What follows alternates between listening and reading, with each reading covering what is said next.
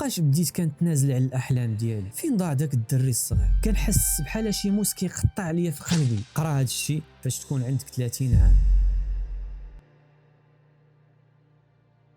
تخيل تلاقى براسك ديال هذه سنوات وانتوما جالسين في نفس الطبله متقابلين مع بعضياتكم. واش غيكون قادر انه يشوف لك في عينيك ويقول لك شكرا حيت حققتي لي داك الشيء اللي كنت باغي، او لا غيدور وجهه حيت ما عجبوش داك الشيء اللي وصلتي ليه؟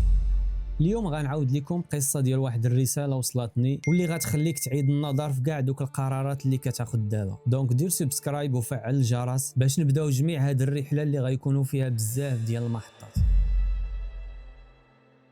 دابا خليكم مع احسن لي كومونتير في اخر فيديو.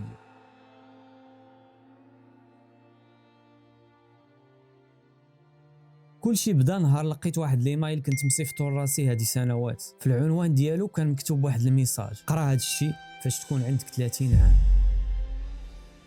صراحه كنت مخلوع، ما عرفت شنو نقدر نلقى في داك الميساج. فاش كليكيت عليه حسيت بيدي كترعد. المهم بديت كنقرا، لقيت بزاف ديال الاحلام كنت راسمهم وانا صغير، بزاف ديال الوعود كنت وعدت بهم راسي. لقيت راسي كنهضر على السفر، الفن، وكنت كنتخيل راسي واحد الانسان اللي غيغير العالم. ولكن مع كل سطر كنقراه كنحس بحال شي موس كيقطع عليا في قلبي، حيت الواقع ديالي بعيد بزاف على داك الشيء. المهم خرجت من داك الميساج وفكرت باش نمشي ندي فوله واحد شويه. مشيت للبحر حيت من ديما كنحس باللي هي البلاصه الوحيده اللي كتعطيك الحقيقه. وانا واقف قدام الموج باقي داك السؤال اللي كيدور ليا في راسي: فين ضاع داك الدري الصغير؟ فوقاش بديت كنتنازل على الاحلام ديالي؟ واش الحياه بصح هي اللي قاصحه، ولا حنا اللي ولينا كنرضاو باي حاجه حيت ما قادرينش على المواجهه وخايفين نمشيو بعيد؟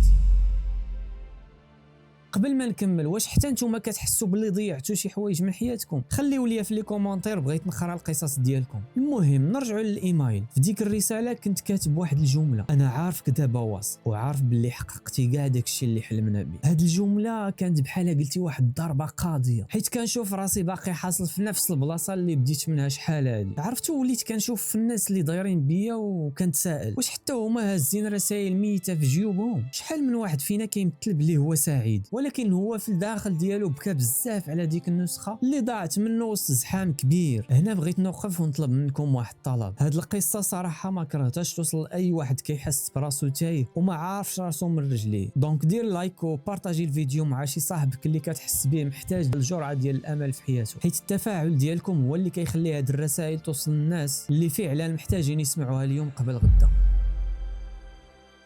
نرجعوا للرساله ديالنا. لقيت راسي كاتب في الاخر واحد الجمله مهمه: الا كنتي باقي ما درتي والو فراه باقي الوقت ومازال الحال. هاد الجمله كانت بحال شي باب تحل في عقلي، وبديت كنشوف الامور بطريقه اخرى. عرفت باللي الندم هو اكبر سجن، وباللي الوقت الا ضاع صعيب نرجعوه، ولكن المستقبل راه مازال بين يدينا وجامي تخوتها. تخيل معايا وقفت بلا ما نفكر وبديت كنغوت لراسي القديم. انا كنعتذر حيت خليت الخوف هو اللي سوق ليا حياتي. في ديك اللحظه حسيت باللي حيدت واحد الحمل ثقيل على كتافي. انا ماشي هو داك الدري الصغير، انا ماشي هو داك الشخص العيان اللي باقي في بلاصتو، انا نتيجه ديال القرار اللي غناخذو دابا.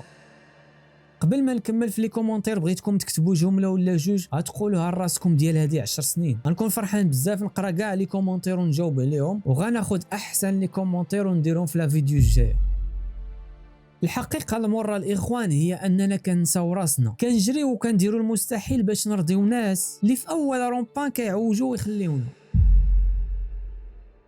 الحمد لله الرساله اللي رجعت من الماضي ما كانتش توبيخ، بل كانت فرصه ثانيه باش نعاود نكتب السطر الجاي. وجاء الحقيقي هو فاش ما كتعترفش باللي راك غلط، حيت الاعتراف هو الخطوه الاولى باش تشافى. وحاول تبدا من جديد وجامي تستسلم. هاد القصه عاودتها لكم حيت عارف بزاف منكم عندهم رسائل مخبيه في قلوبهم ولكن ما قادرينش يفتحوها ويقراوها. ما تخليش الوقت يكون العدو ديالك، حاول ترجعوا صاحبك وما تسناش حتى لغدا. بدا دابا حيت الحياه قصيره. كون حر، كون صادق، اهم حاجه كنت.